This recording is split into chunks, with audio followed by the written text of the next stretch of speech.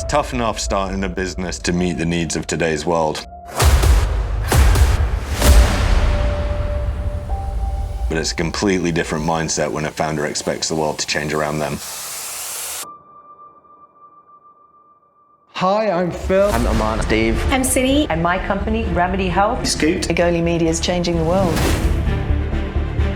When you're as obsessed as I am about it, it does consume you. You've got to prioritise and you've got to compartmentalise. It did absorb a lot of my life. It was all negative feedback. I came the next day to the office just crying. So why are you doing this? The objective is to change the world. We could be the biggest company of the 21st century. One of the toughest things for startups in this space is just the length of time and the expense to get through the safety and ethical processes.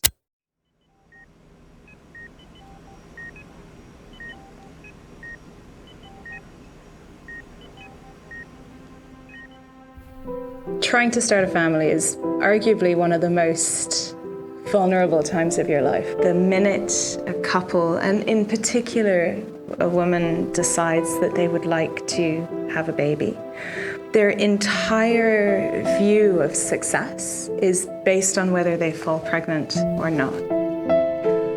The issue, particularly around fertility, is sadly it's still a taboo subject. We don't really talk about it. Who do you go to when you're struggling to get pregnant? Often your first port of call is usually to go to a GP, a physician, a doctor. That's if you haven't gone to Google. Your GP will often tell you to go home and try again for 12 months and then come back in. Now imagine if you've decided that you want to start your family, it's the right time for you, it's maybe the right time in your career, and nothing's happening, and you don't know why. You go in with excitement, and then there's confusion, and then you're sort of left wondering why. Working as a clinical embryologist and being with people all the time on their journeys of conception, I could never go beyond treating the people who were coming into the clinic and seeing me. I remember a same-sex couple who came in to the clinic, absolutely no health problems, no fertility problems. We did 3 cycles of IUI, which unfortunately were unsuccessful. They had a frozen embryo transfer, which luckily enough was successful. And looking back at that journey that they took, it cost them a lot of money, cost them a lot of time. But at the end of the day, they were absolutely elated.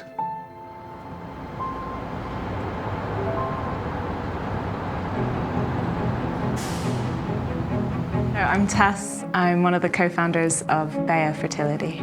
We are a fertility company. The idea behind what we're working on today is to create a fertility treatment that people can access at home. I think the broader vision behind what we're really working on is driving change in the fertility industry. I'm David. I'm a clinical embryologist. The company is all about accessibility. It's all about creating a better baseline for people, a better starting point. It's a gateway treatment. And it's a gateway treatment for families, whatever they look like.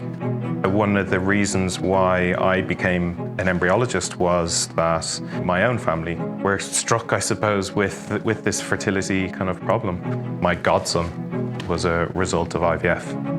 So seeing the joy and the results of them was a really strong motivator and drove me in this direction. And so I really want to continue doing that for more and more families. Fertility and IVF as a sector is such a young field of medicine. I think that there's so much space for innovation. This technology is really important because it breaks down the barriers to accessing treatment. There's certain limitations for people going into a clinic, one of them being cost, second, geography. You need to live close to a clinic in order to access this types of treatment. So by adapting a clinical treatment for home use, we hope to overcome that, allowing people to take control of their own fertility journeys. David's a great guy. He had a tremendous amount of passion for helping people. He had this beautiful concept and prototype of a device that I saw an incredible business model in. But I think parking the business model piece Really what I saw was an opportunity to build something that people can hold in their hands that gives them hope. The fertility care field and the area of infertility is more complex than people think. Reproductive health starts at adolescence, and it goes all the way, if you decide to have a family or form a family, it goes all the way to a child born, to the health of that child, and the health of that child when they're in their 20s. In order to become pregnant, you need to get the semen up close to the opening of the uterus. And sometimes men's sperm inside the semen, it doesn't get there. So the value of her product is that it helps position it there. The sperm is kind of given a boost to be able to get through that cervical mucus, it's called, and get through and get to a point where it can actually reach the oocyte. I think I've always been very obsessed to a fault with solving things that don't seem fair to me.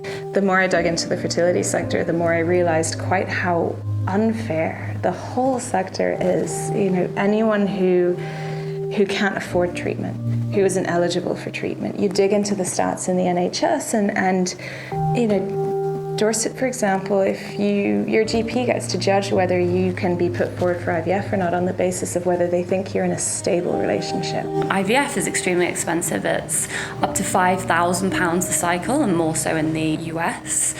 So I love the idea that we can democratize access to fertility, because really, you know, starting a family should be a right that everyone has, rather than, you know, a specific few. He was very much looking for a co-founder. He wanted someone to come in and help commercialize this. And it was just the right time in my career, it was the right time in his journey, and we came into it. When I was looking for a co-founder, I was looking for somebody who had the absolute opposite skill set to me. And so I think she's come in as the kind of yin-yang, I suppose. She's extremely good at strategic thinking, about marketing, and the direction in which we're going. We had a vision for an app or some sort of digital health experience that we wanted to build. And I ended up with a co-founder and CPO. Yeah, I'm George. I'm the CPO, so Chief Product Officer at Bayer Fertility. You can't really launch anything these days without some element of digital, be that website or app. And generally helping with the whole product development as well. I think in companies there are people who will work for the company, and then there are people who will live and breathe the company. George will live and breathe the company. I get that sense already within a few minutes of meeting him. We're so focused on building, and I think sometimes when you're focused on building an amazing product and treatment experience, we forget why people are going through this experience to begin with, which is obviously to have a baby. And I think it's almost like it's too much to hope. I'm not explaining it very well, but I think the minute we get news of a pregnancy, it will make everything worth it. In theory, if we're launching into the UK market in April, 9 months down the line, we hope that people would tell us. And yeah, I mean, it's what we're building for, right? Like, we're building this so that people can start a family, have a baby, you know, make their dreams come true. And it just seems so grandiose to think that you as a person and our team could have that impact on someone's life. The fertility space is absolutely huge, and they are the first company that I've seen with a legitimate at-home option. So I think, you know, starting with their first product, but then unbundling the fertility clinic could be a huge business. This is a human problem, this is a global problem, and this is a problem that is only going one way. We see different levels of infertility in different countries around the world. So we want to grow this to make sure that we're accessible wherever people are. So we're obviously founders changing the world. Do you feel like you're changing the world? I think of it differently. I think we are changing people's whole world, and that is enough. Massively. Yeah, that is enough. Like, what a privilege to be able to even say that you can do that. So the first Bea baby will really be the ultimate validation. It'll be quite the moment.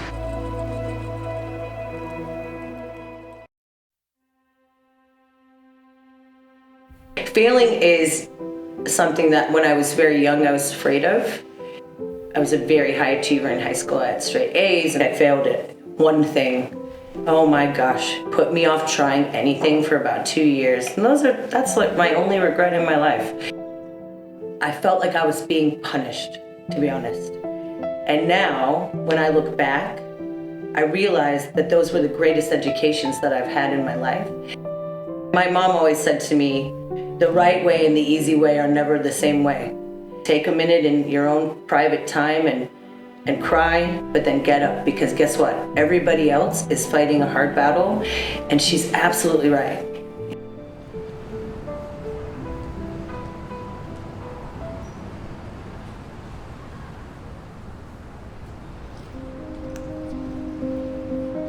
I'm Melissa Snowbird, the CEO and founder at Remedy Health, the makers of Get Nourished. I actually came to the United Kingdom for my master's degree at Lancaster Business School, and I started my first company when I was still in my program there when I was 23 years old. Kind of fell into being an entrepreneur. I certainly never set my sights on being one. This is now my fourth company. My mother, after she had me and she had my brother, started a business out of her house. And I remember being extremely young, not even in preschool, and mom having open houses, making things, selling things, etc. And I suppose that was the first time I was exposed to it.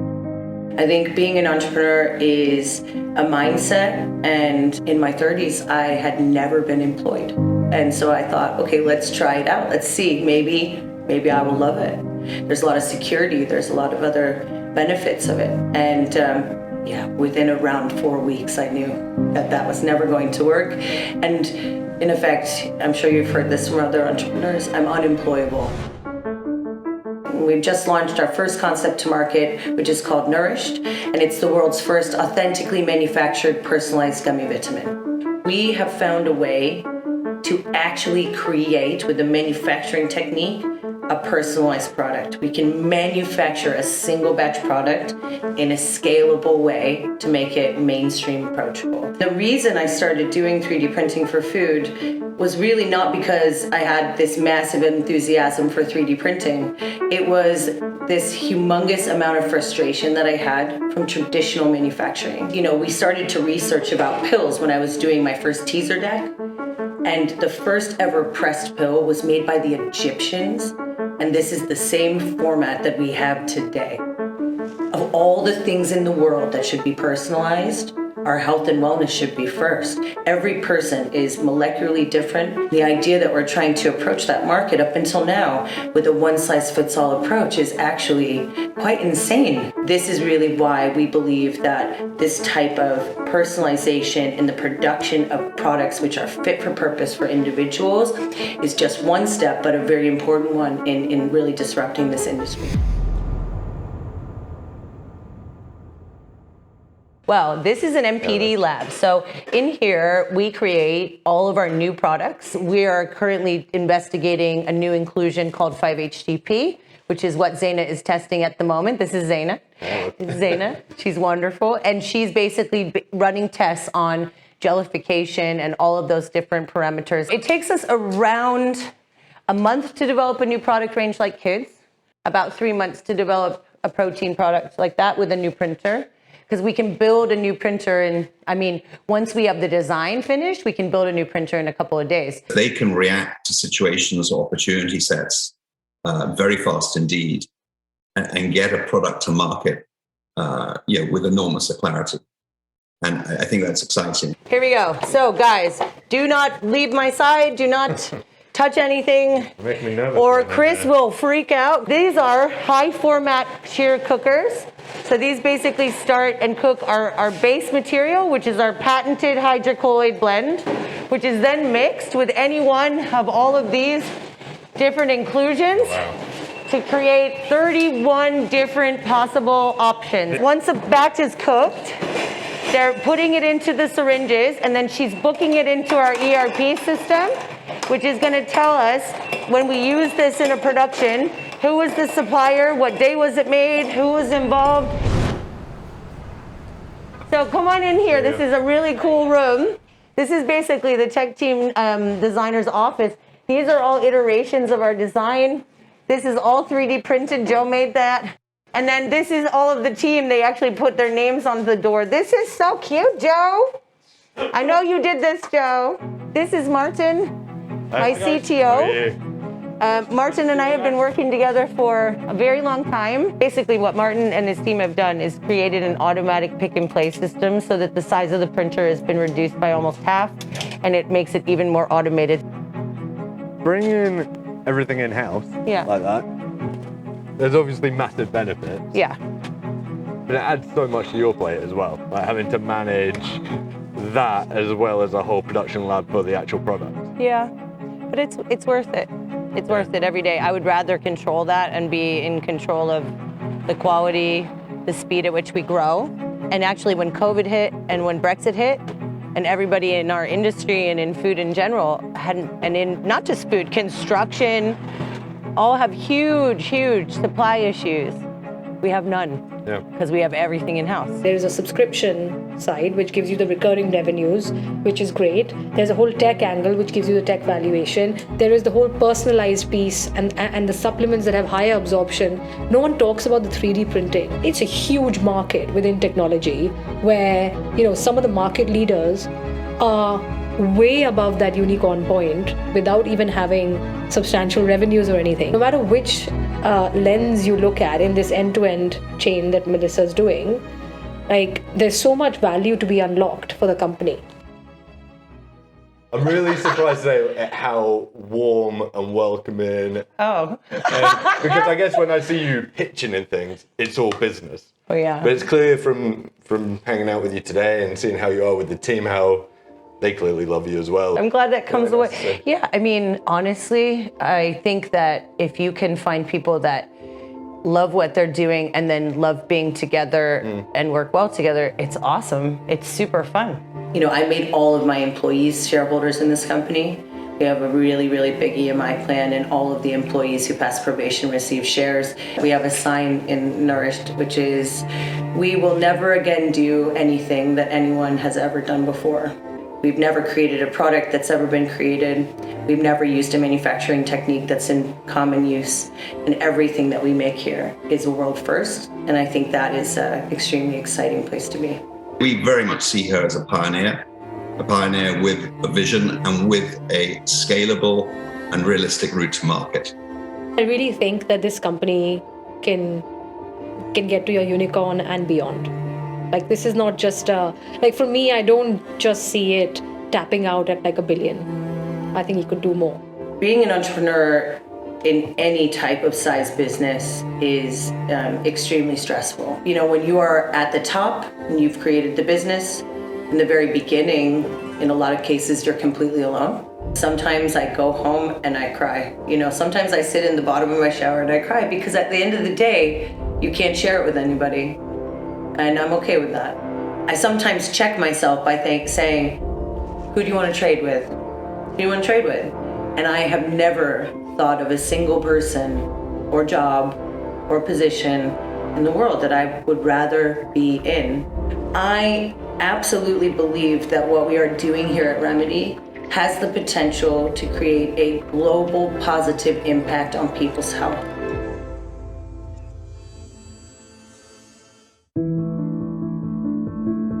When I was 12 years old, I got bullied in my junior school for my appearance.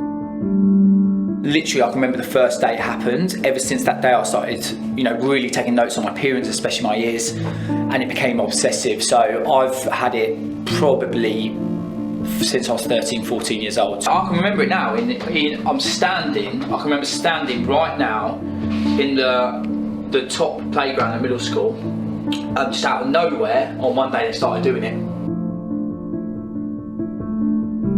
It consumed me every minute of every day, where you start obsessing about the smallest detail on your body, which other people probably don't notice. I know it really did upset my mum seeing me like that, and and the rest of my family, I used to come down and I used to rip my clothes off in front of my mum. You know, like, I can't wear this, and rip it off. I'd be punching holes in the wall. And it sounds ridiculous now, but that's because my mind was just like ready to explode. The anxiety. Was it hard with what I was like with my ears and stuff like that? Oh, bad. Yeah. Really, really bad. Yeah. At times at home I didn't know what to do.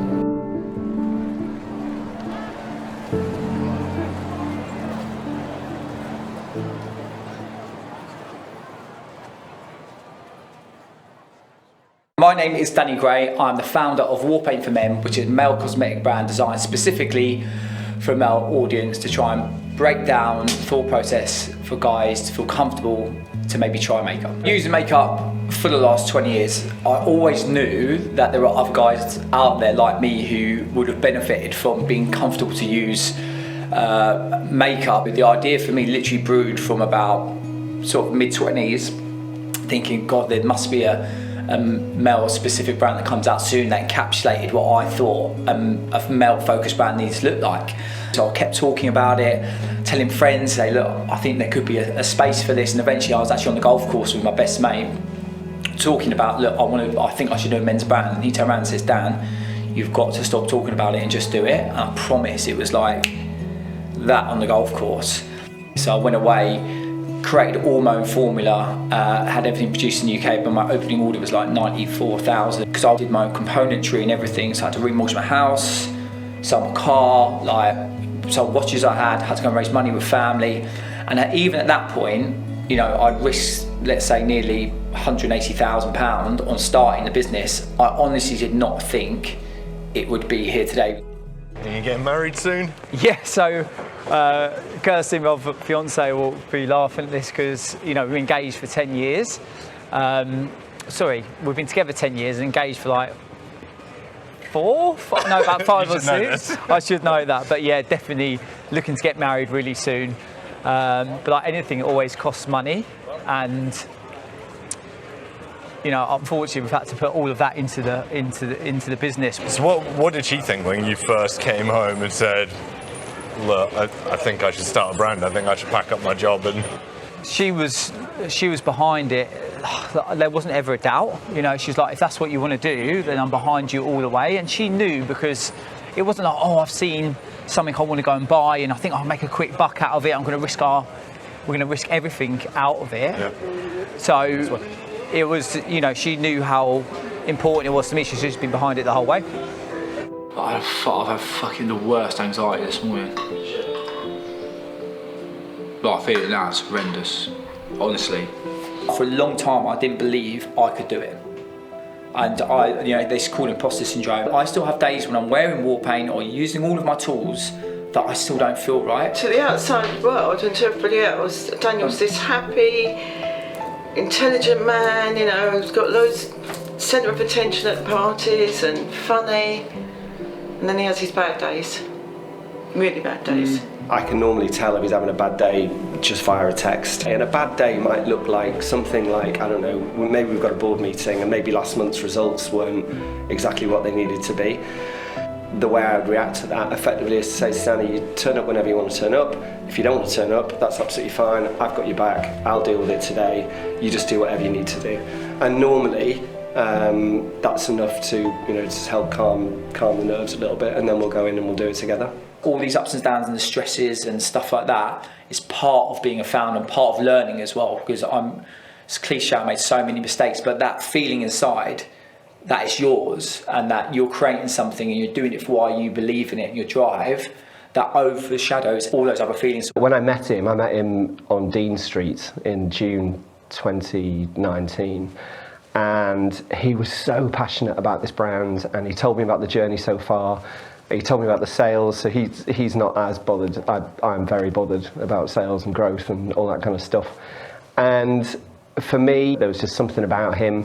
He backs himself, and I like the brand, I like the branding, and I like the space, and thought, you know, this is the one. Every idea is the best idea in the world. Of course. And maybe not the best thought out. What's it like when he says no to you? Yeah, and he does, you know, and I think that's why you need people like that, because look, put me in a room for an hour with a piece of paper, I'll probably come up with 10 ideas that are going to revolutionise the business and grow it. He described me once as the handbrake. And I said, I'm not the handbrake. I like to think I'm the power steering. So what product have we got here? What am I looking at? So these are all basic products. You've got foundations, you've got concealers, you've got like concealer pens, you've got beard and brow gels to fill in.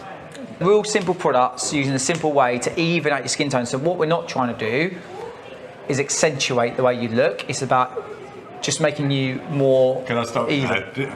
So even just walking by now, I can hear two girls have gone, oh my God, it's war paint, and they recognise you from whatever it may be. Yeah. That's weird, isn't it? That is weird, yeah. We went on Dragon's Den, the day after it exploded viral, and that feeling when you're getting all this positivity and papers are writing about you, it's unbelievable. Then we launched in John Lewis in January 2019. We literally put a counter in there, not knowing what's going to happen. A guy walks in from the Sunday Times, writes an article that big in the Sunday Times. Coming on the Monday, it explodes viral, gone Sky News, Channel 5, BBC News. I think what we're doing is genuine. I think we come across as authentic. I think we come across as relatable. I think Danny does 100% all of those things, and they just go hand in hand. Consumers don't buy from brands anymore, they buy into brands and they resonate with brands. I think what we're doing resonates with a lot of people. There have been ups and downs with this brand throughout the whole of it, but the biggest worry for me, I thought this isn't going to work, is when we went viral. 6 months after we launched, we went to put something on Twitter. We went viral around the world. We got 8 million views in 24 hours, but it was all negative feedback. And I can remember looking at my phone and it was just millions and millions after views, people on the website absolutely trashing the brand. Obviously I didn't sleep a wink that night, came in the next day to the office, every time I put the phone down, it was calling with every news article you can imagine, everyone. And I just remember sitting in my office just crying and having people in there saying, I don't know what to do. What you learn as a founder is that I look back on that now today and I would have amplified that message. I would have stoked the fire. Even though it was so negative, it gave us a brand. I've gifted this area to the Lions Barber Collective, which is a charity who teach barbers how to spot signs of mental health in their clients. Endorsed by Prince William. This is their first ever retail space, and 100% of the revenue is going to go back to that charity as well. All I want to do is create not just a brand, but other things that talks about mental health and feel comfortable to talk about it. Because as soon as I did it, it changed my life forever. When I launched Warpaint, I didn't talk about my story, right? I created a brand that's been helping me, but I didn't talk about the reason that I did that. And look, that was a mistake, because as soon as I started talking about it, I realised how many people related to it. And so now, literally the brand is 100% focused around it, because it's not a lie. You know, I'm not making it up. Like, makeup has really helped me for a long time, and it's not like we just picked something and said, oh, we're gonna base it off mental health because it sounds good and it's easy. It's because it's literally my story.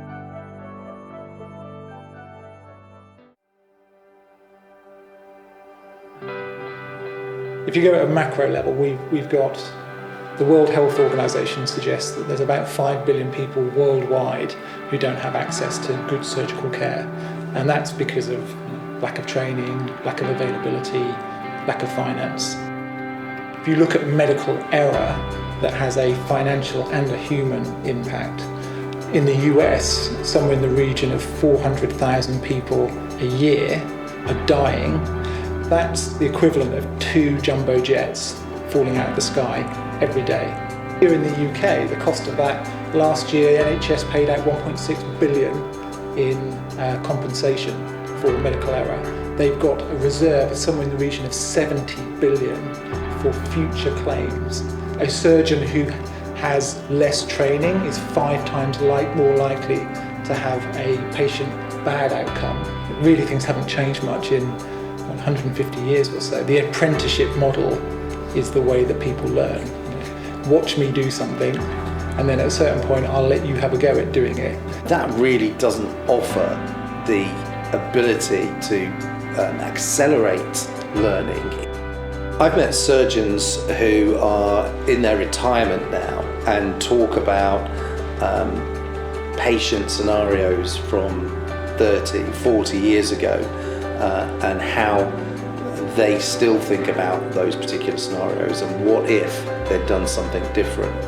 And I think that's a very interesting factor, To have some of the technology that's available now would potentially, or almost certainly, have meant that they would have had the chance to rehearse some of those scenarios, think twice about some of the decisions they made.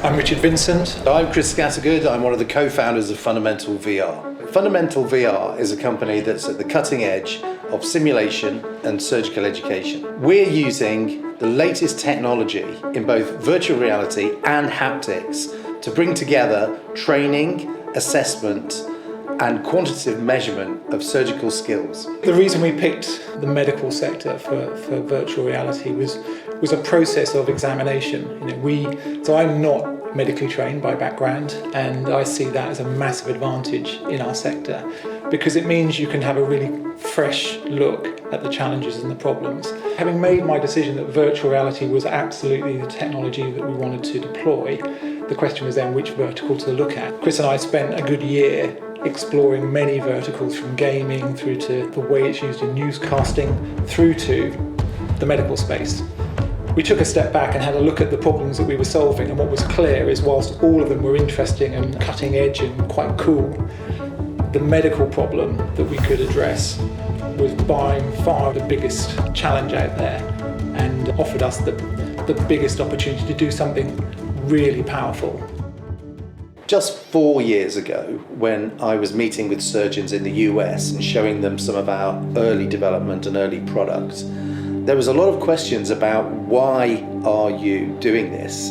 This is not something that's needed. VR is not the way forward. There's a lot of doubters, in particular from some of the older surgeons. It changed the next year when I went back to the US with a revised product. And not just our product had enhanced the market, but also a perception that VR probably was something that one day could make a difference.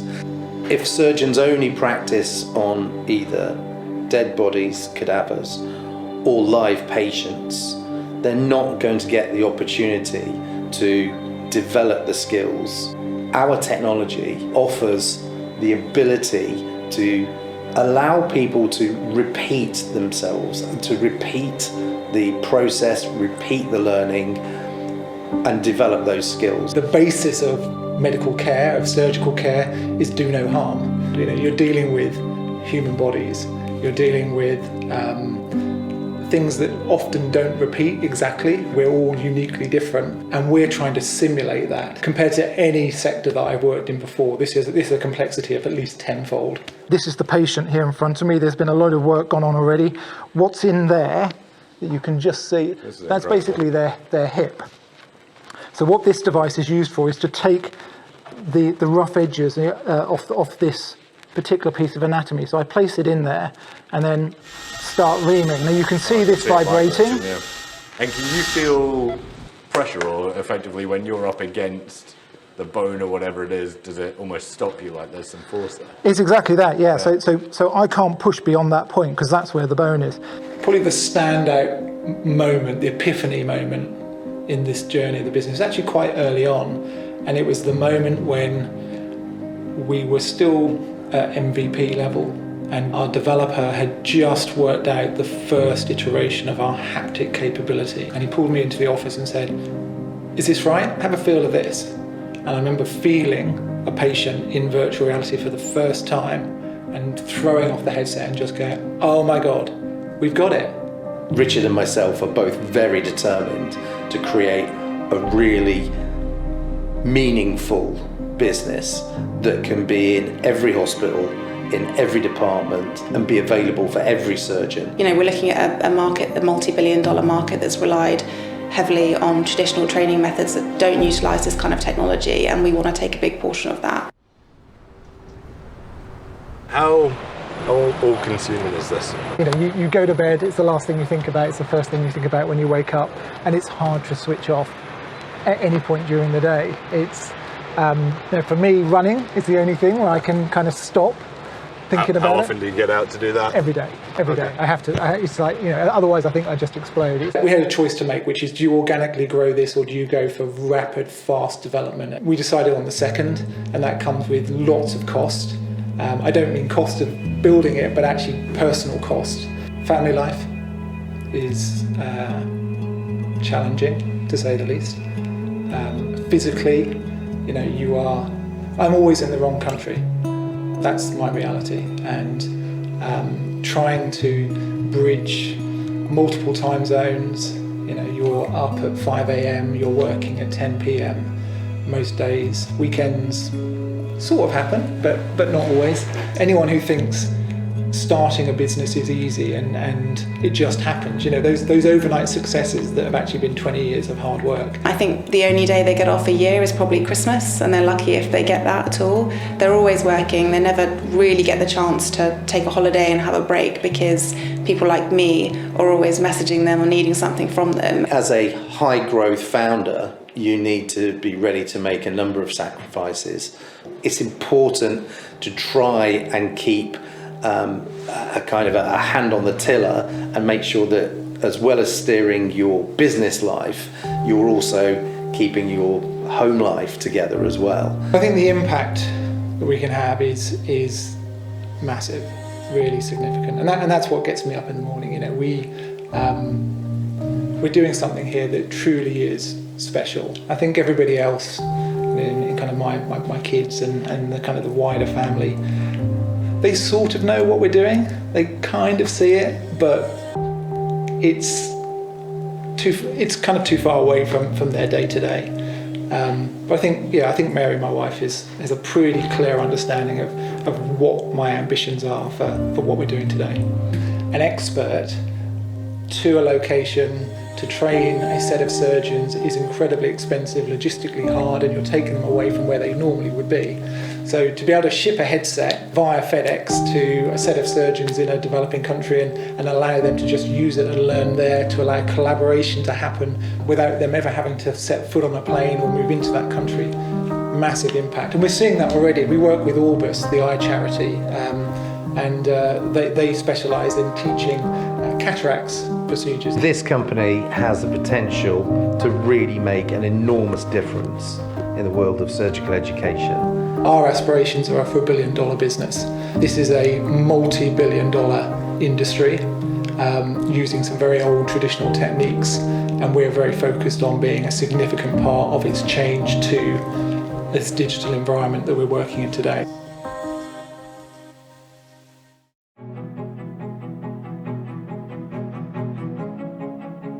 Healthcare clearly goes beyond just the health industry. We need to look at different aspects of our lives that really affect things like mental health as well as our physical health.